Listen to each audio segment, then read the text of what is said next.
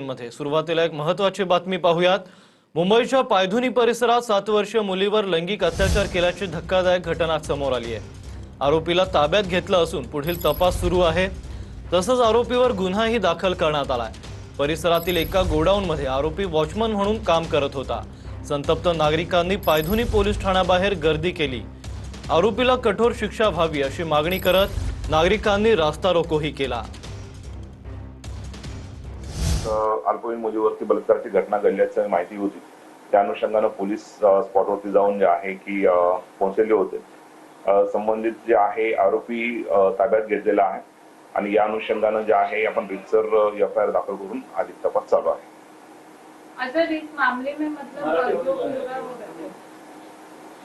Sir आरोपी जो अटक केलेला आहे त्याचं बॅकग्राऊंड काय, नेमकं तो त्या ठिकाणी काय काम करतो, स्थानिक नागरिकांनी या संदर्भात काय माहिती? यातील जो आरोपी आहे तो तिथे जे गोडाऊन आहे त्यातला वॉचमन आहे।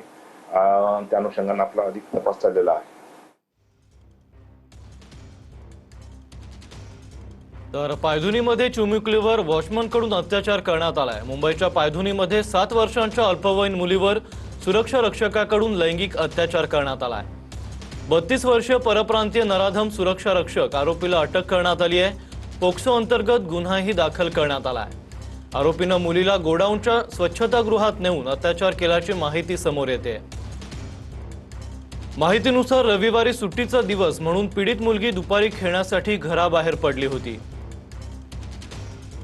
बराच वेळ मुलगी घरी न आल्यानं आईने शोधाशोध सुरू केली।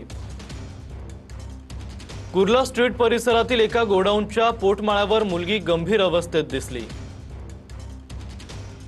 संतापलेल्या जमावानं घटनास्थळीच नराधम सुरक्षा रक्षकाला बेदम चोप दिलाय। संतप्त जमावानं पोलीस ठाण्यासमोरच मुख्य रस्ता अडवून पोलिसांनी समजूत काढल्यानंतर परिस्थिती नियंत्रणात आली। चिमुरडीला तातडीनं वैद्यकीय उपचारांसाठी रुग्णालयात दाखल करण्यात आलं।